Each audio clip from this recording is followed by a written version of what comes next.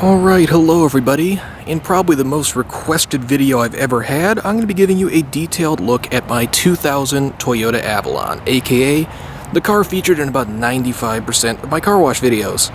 So minus that ugly towel covering up my license plate, this is what the front end looks like. Original paint is still in pretty decent condition, though I have done some touch-up work down here, which doesn't look quite as good close up, but looks decent from a distance. Just put some new tires on here a couple of weeks ago. Goodyears. A look down the side of the car. Here's a look at the back of the car. Also still in pretty nice condition.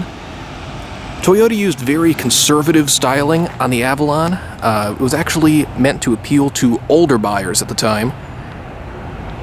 But it served me well. I've been driving this car for about 9 years. It's been in the family for almost 17, which is crazy. Let's take a look inside. So using the original key fob, we'll open up the trunk.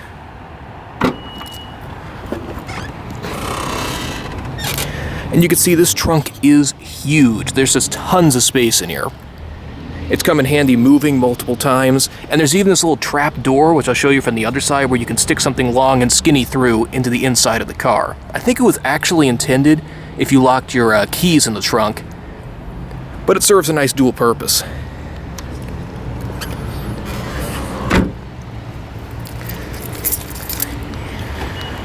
It's actually starting to rain out here.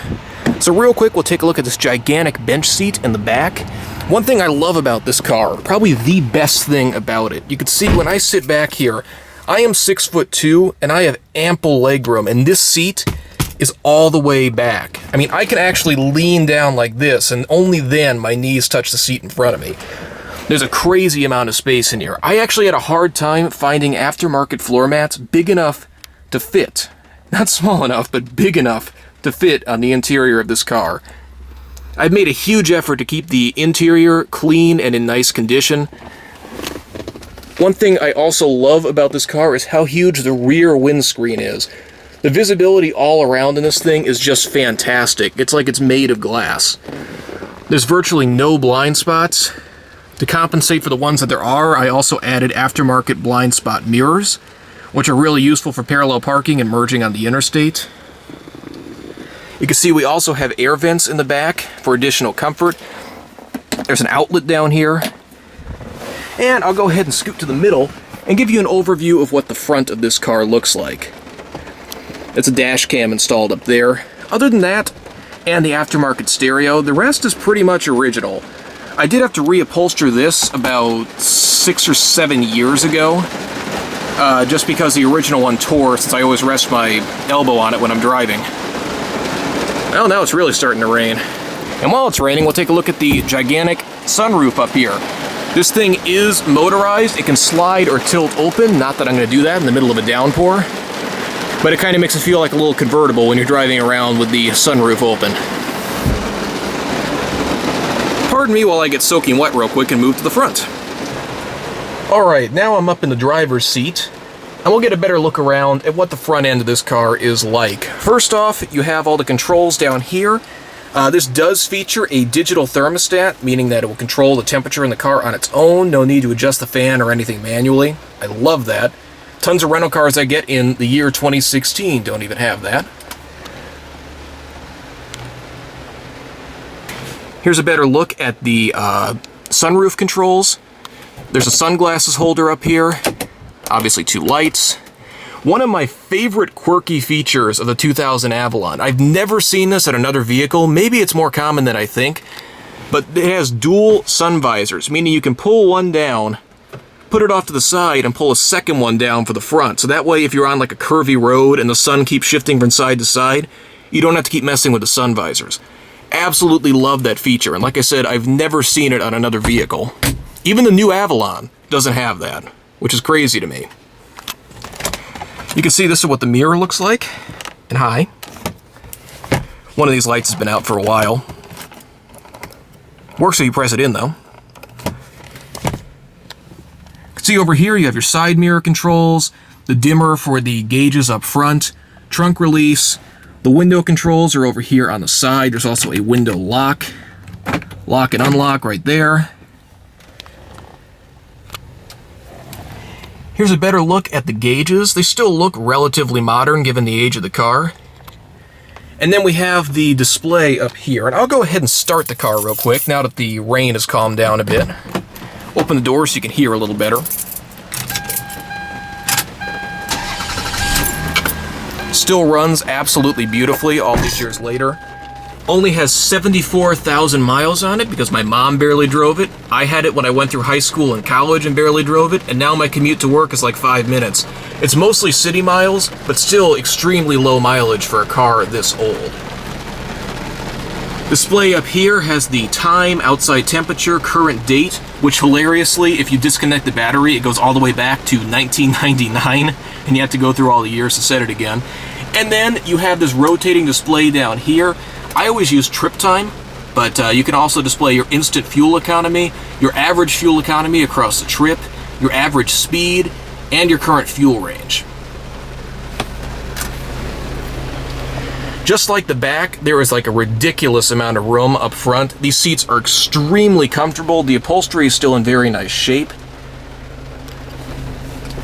Cup holders come out here. Still works. The only reason this is open is because the dash camera that I installed up here actually plugs into the cigarette lighter. I really should hardwire this to the fuse box down here. It's just one of these little projects I've never gotten around to.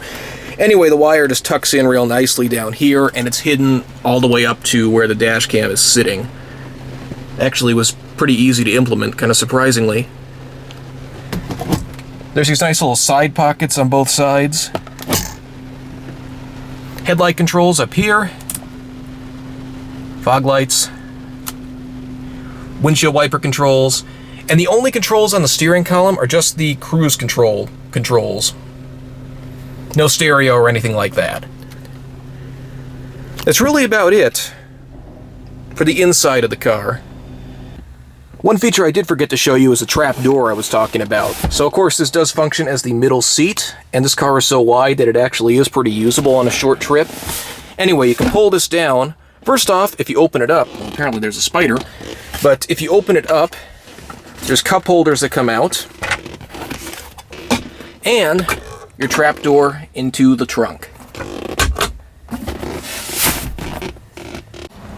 The only other random little Easter egg I could think of, I do like the change dispenser. This comes in handy for, like parking meters and things like that. Anytime you need change, I need more quarters. But yeah, that's about it. Just this beautiful, roomy interior that's still in very nice shape. And the other thing that makes this interior kind of unique too is that the dash panel is set very far forward. Actually, they moved it 4 inches forward from the 99 model. So one of the complaints, which I think it's funny people would actually complain about this, is that if you don't have long arms, it's hard to actually reach the controls up here while you're driving just because it sits so far forward. I have no problem with it personally. And also for a car that sits low to the ground, your visibility out front is surprisingly good. The way the car is designed, it allows you to sit up pretty high inside. Now I'll show you what it looks like with the engine running and the hood open. Hood release is down here. I'll go ahead and start it.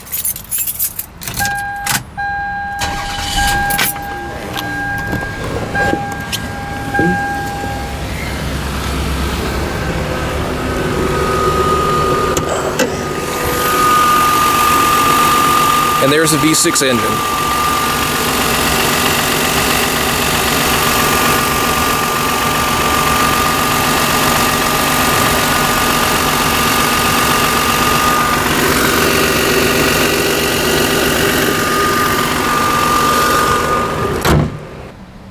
Alright, I just mounted this camera in the back seat, which hopefully give you a decent idea of what it's like to drive this car. So let's get some driving footage.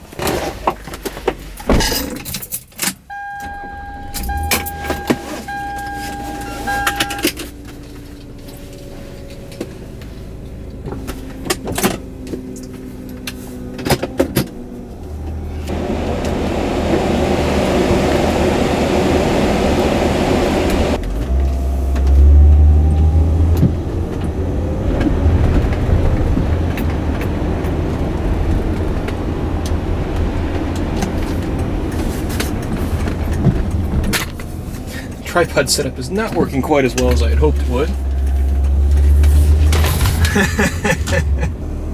Alright, we'll see if that stabilized it a little bit.